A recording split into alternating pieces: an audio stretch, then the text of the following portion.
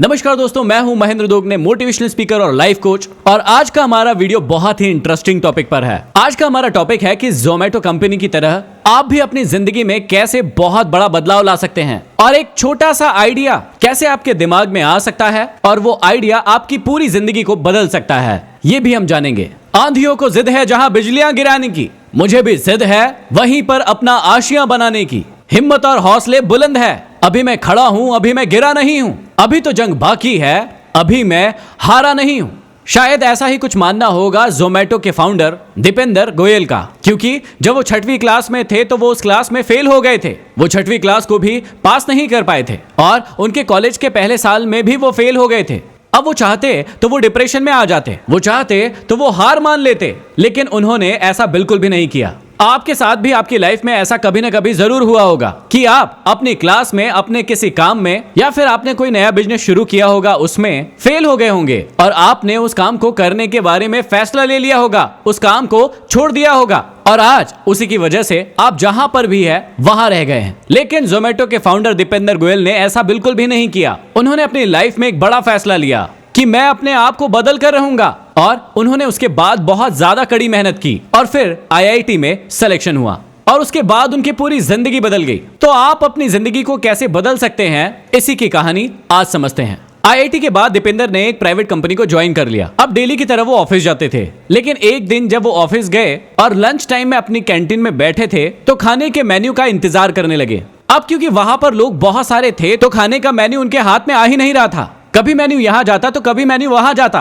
लेकिन उनके पास नहीं आ रहा था और इस वजह से उनका और बहुत सारे लोगों का समय खराब हो रहा था और वो इस बात को बहुत अच्छे तरीके से देख पा रहे थे। और यहीं पर उन्हें एक प्रॉब्लम और उसका सलूशन नजर आया। और यहीं पर सबसे बड़ी सीख है आप सभी के लिए कि जब भी आपके जीवन में आपको कोई ऐसी प्रॉब्लम नजर आए जो दूसरे लोगों को नजर नहीं आ रही है और उस प्रॉब्लम का आपके पास सबसे बेस्ट सॉल्यूशन हो, तो इसी को कहते हैं धंधा। और वहीं से उसी चीज से आप सफल हो सकते हैं। आप उसी एक चीज को अपना बिजनेस बना सकते हैं, उसे बड़ा कर सकते हैं और पूरी दुनिया में एक्सपांड कर सकते हैं। अब दीपेंद्र के पास एक प्रॉब्लम थी कि जब भी लोग होटल जाते हैं तो उन्हें मेन्यू कार्ड के लिए बहुत ज्यादा इंतजार करना पड़ता है और उनका बहुत ज्यादा वक्त चला जाता है। उन्होंने दिमाग लगाया कि यदि इसी मेन्यू कार्ड को मैं ऑनलाइन कर दूं और जहां पर जो व्यक्ति है वहीं पर बैठे बैठे अपने फोन में उस मेन्यू कार्ड को देख पाए, उसका प्राइस देख पाए और उसकी रेटिंग्स देख पाए कि वहां खाना किस प्रकार का मिलता है, तो ये बहुत ही अच्छी चीज हो जाएगी हर कस्टमर के लिए। उसे कभी भी मेन्यू कार्ड का इंतजार नहीं करना पड़ेगा। वो कहीं भी बैठा होगा उस मेन्यू कार्ड को देख पाएगा, उस चीज का प्राइस जान पाएगा और वो ये भी जान पाएगा कि वो खाना कैसा है, क्योंकि बहुत सारे लोग वहां पर अपने अपने रिव्यू लिख सकते हैं। अब अभी आपको ये सुनना बहुत ही आसान लग रहा होगा कि इसमें कौन सी बड़ी बात है, मेन्यू कार्ड ऑनलाइन डालना तो बहुत ही आसान है, ये तो कोई भी कर सकता है। लेकिन उन्होंने ये काम किया था सन 2008 से पहले, जब इंटरनेट का इतना ज्यादा चलन नहीं था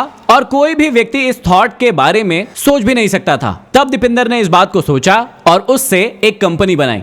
अब उनका ये ऑनलाइन मेन्यू वाला आइडिया उनके क्षेत्र में बहुत ज्यादा फेमस हो गया और उन्होंने डिसाइड किया उनके दोस्त पंकज के साथ मिलकर कि हमें एक कंपनी खोलना चाहिए। और तब जाकर उन्होंने 2008 में फूडीवे नाम से एक कंपनी खोली, जिसके अंदर बहुत सारे होटल्स के नाम, उनके मेन्यू, उनकी प्राइसिंग लिस्ट और वो होटल कैसा खाना प्रोवाइड करते हैं उसके बारे में जानकारी दी होती थी। और उसी कंपनी को आज आप जोमेटो के नाम से जानते हैं। और इस बात को जानकर आपको आज बहुत ज्यादा आश्चर्य होगा कि सिर्फ 2 लोगों ने 2008 में इस कंपनी की शुरुआत की थी और आज 2021 में ये कंपनी 24 से भी ज्यादा देशों में काम कर रही है। तो सोचकर देखिए, लोगों की एक छोटी सी प्रॉब्लम का सलूशन आपके लिए एक धंधा बन सकता है और आपके पूरे जीवन को बदल कर रख सकता है। अब जोमेटो कंपनी के नाम के पीछे भी बड़ी इंटरेस्टिंग कहानी है। जब 2008 में इस कंपनी की शुरुआत हुई थी तो इसका नाम था फूडीवे, जो कि एक बहुत बड़ी कंपनी ई-वे से मिलता जुलता था। तो कंपनी ने सोचा कि हमें इस कंपनी का नाम बदलना चाहिए। तो फाइनली उन्होंने 2010 में इस कंपनी का नाम रखा जोमेटो। अब असल में आप देखेंगे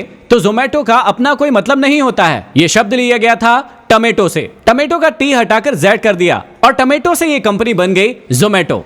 अब जोमेटो कंपनी बहुत ज्यादा कंट्रोवर्सीज में भी रही है, जिसकी वजह से उन्हें बहुत ज्यादा पब्लिसिटी मिली है और इनमें से 3 सबसे बड़ी कंट्रोवर्सीज है। जोमेटो की सबसे फेमस कंट्रोवर्सी है कि जब एक व्यक्ति ने अपना खाना ऑर्डर किया और ऑर्डर करने के बाद उसे पता चला कि किसी दूसरे धर्म का व्यक्ति उसका खाना लेकर उसके घर आ रहा है, तो उस व्यक्ति ने अपना ऑर्डर कैंसिल कर दिया और ये कहते हुए कैंसिल किया कि आज मेरा फास्ट है, आज मेरा उपवास है और कोई और धर्म का व्यक्ति मेरे लिए खाना ला रहा है, इसलिए मैं इस खाने को एक्सेप्ट नहीं कर सकता।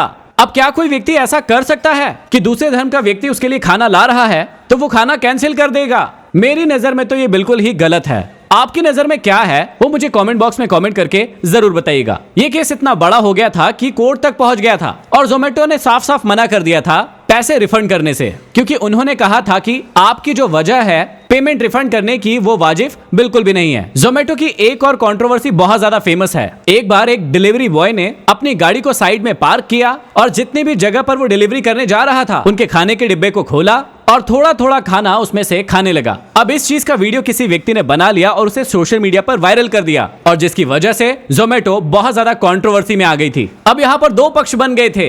एक पक्ष बोल रहा था कि ये व्यक्ति गलत है, लेकिन दूसरा पक्ष बोल रहा था कि ये व्यक्ति सही भी हो सकता है, कि देखिए उस व्यक्ति की हालत क्या है, शायद उसे टाइम पर खाना नहीं मिल पाया होगा या उसे वक्त नहीं मिल पाया होगा, उसे इतनी भूख लगी होगी जिसकी वजह से उसे खाना खोलकर खाना पड़ा। अब ये चीज एथिकली सही है या मॉरली सही है, ये आप लोग मुझे कमेंट बॉक्स में कमेंट करके बताइए कि यदि आपके खाने के साथ कभी ऐसा हुआ होता तो आप लोग क्या करते। और जोमेटो कंपनी अभी भी चर्चा का विषय बनी हुई है, क्योंकि अभी आया है उसका आईपीओ। आईपीओ का मतलब जिसको नहीं पता वो होता है इनिशियल पब्लिक ऑफरिंग। मतलब जब भी कोई कंपनी पब्लिक होती है और पैसे जुटाने के लिए जनता के बीच में जाती है, अपने आप को शेयर मार्केट में इनलिस्टेड करवाती है, तब आता है उसका आईपीओ।